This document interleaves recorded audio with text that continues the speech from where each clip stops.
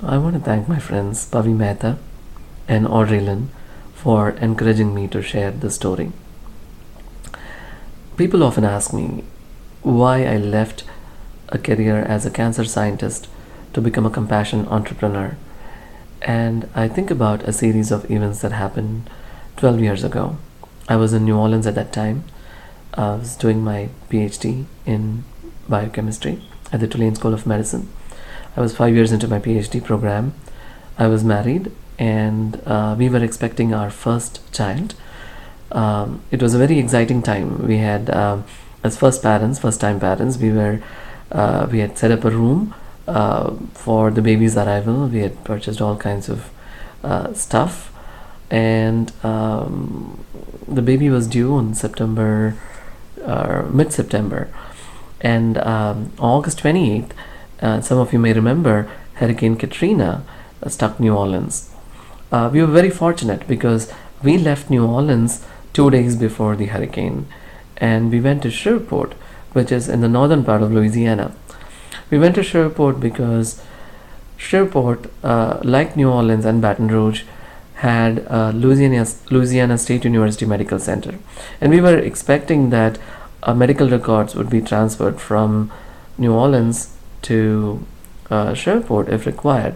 In fact, we were not expecting that our stay in Shreveport was going to be any longer than a couple of days, because all the previous years there had been warnings about hurricanes. We would leave and then there would be nothing, and a couple of days later we'll be stuck in traffic coming back to New Orleans. So it was kind of expected that we were going to come back in a couple of days. So we really didn't pack for anything longer than a couple of days. We just had some clothes and our papers and essentials, and that was that. And so we left. We went to Shreveport. We stayed at a motel, and we watched what was happening in New Orleans. We saw on August 28th, the hurricane came and landed in New Orleans. And the disaster actually happened the day after, when the levees broke.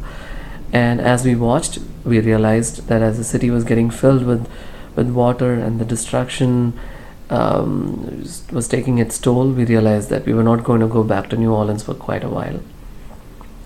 And we also realized that we didn't want to have a baby in the motel. So we started looking out for a place to stay.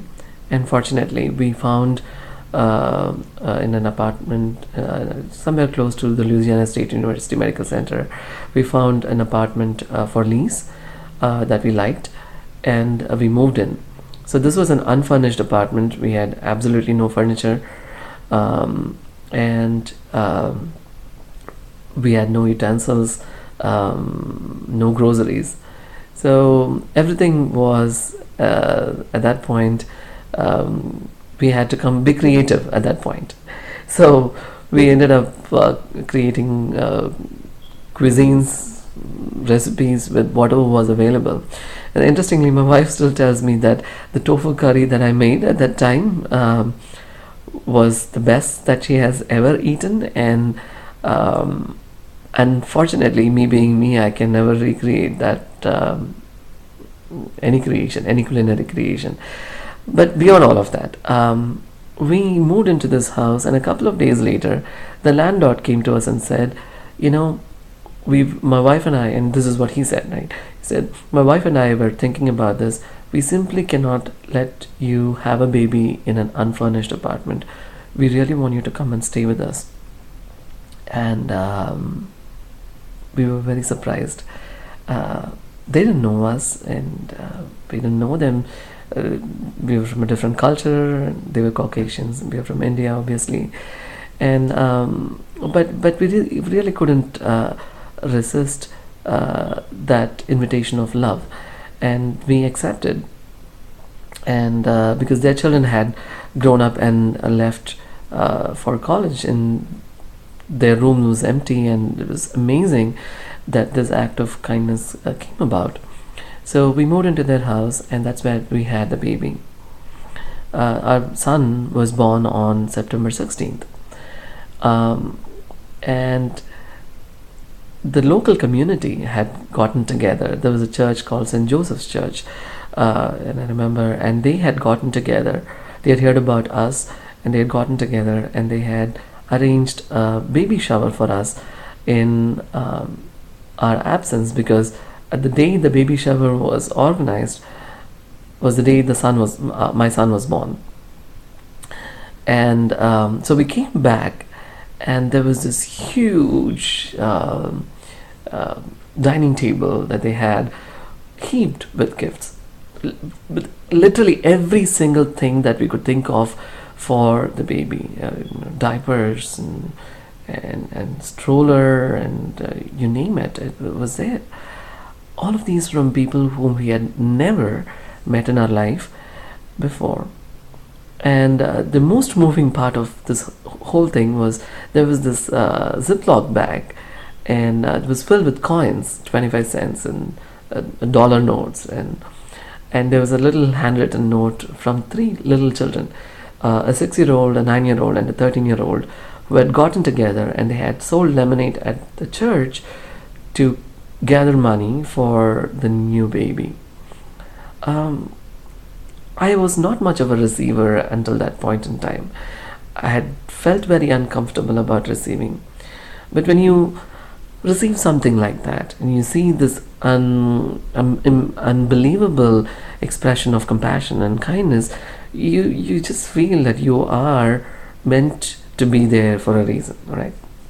That was just one of the incidents, because what had happened was, when we had moved into this apartment, even that one day we were there before we moved into with this couple, somebody had heard that we had moving in, and we didn't have television or anything in this house, and they presumed, rightly so, that we would need access to the outside world. So this man comes here and to our house, knocks on the door with a brand new 42-inch TV, and says, we just thought you should have this. We've blessed in so many ways. We just want you to have this for us. And so many little ways. Went for a haircut, and a lady there started talking to my wife, who was waiting outside, and she heard that we were from New Orleans, and then I go after my haircut to go and pay for my haircut, and the lady says, "Don't worry about it. It's already paid for. The lady who was here paid for you." And she had left by then. There was no opportunity for us to even thank this person. And I'm saying, if you remember when I started this narration, that there was a series of incidents, right? So this Katrina incident was sandwiched between two other incidents, which once again reinforced my belief in humanity. In 2004, December, when we had gone to India to get married, our wedding was scheduled by the beach, because that's where my hometown is, Chennai. And a couple of days before our wedding, there was an earthquake in Indonesia, and the effects were felt all the way down to Chennai in India, and the damage was quite severe by this shoreline. And luckily for us, nothing happened to the venue, the church that we were getting married in. It was a seaside church, and nothing happened to us, and we had a fantastic wedding. But and the reason why I bring that up was, I saw an amazing outpouring of human love, because most of the houses on the seashore, especially belonging to the poor people who had built huts on the seashore, the fisher folk, their houses were all taken away by the tsunami, the water that had come there, and they were all in temporary housing, and they were without food, without shelter, without clothes. And I saw an amazing outpouring of communal love, community coming together and cooking for them and sharing of clothes, people having them come and stay in their own homes. Incredible demonstration of love and compassion there. And after my son was born, 10 days later, we were asked to move from here, from Shreveport, to Illinois, Northwestern University to start a new lab.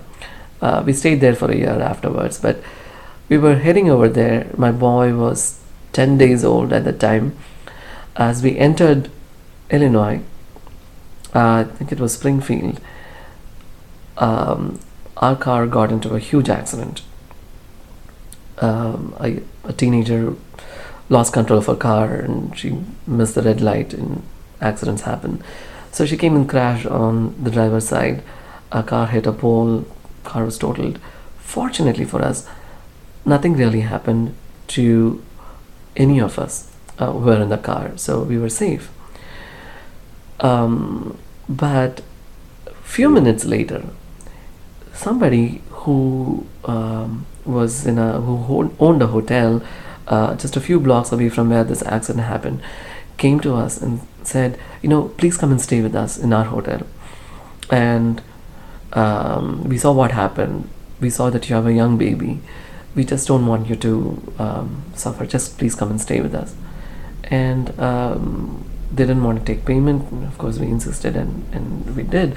But the point was, while we were there, the couple of days we were there, while we were making arrangements for another car to transit and so on, this family who ran the hotel took us into their fold. They actually cooked South Indian food. They were from the north of India, the owners, and they cooked South Indian food just so that we would feel welcome.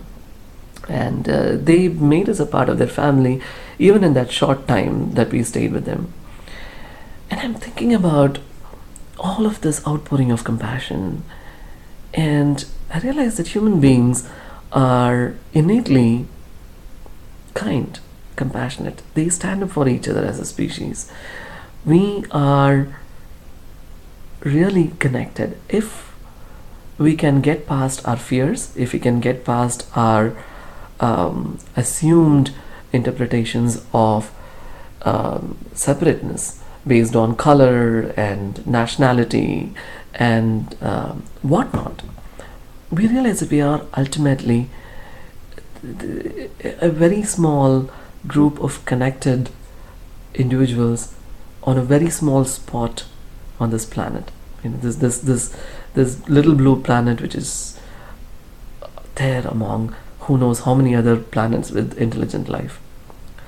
And so, and I think about this especially now, because when I made this transition to a compassion career, this was a very deep thought in my mind, because I had just left a job and I was trying to find another job, and I said, what really makes meaning to me is how I can make a difference, because the actions of those people made a huge impact on my life.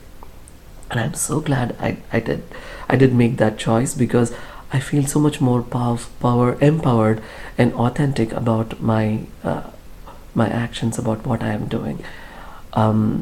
So especially now in this country, which is going through a very, very divisive phase, and there is so much of anger and hatred and divisiveness about built around patriotism and fear. I think about the natural disasters and the challenges, the accidents that happen to us, that unite us all together as one humanity, because that's what we are. We stand up for each other when the need comes. So let's not forget that on an everyday basis. And again, I'm so thankful for being able to share this message here with you, and hopefully this adds a little bit of a smile to your day when you think about this shared humanity that we all carry. Ciao.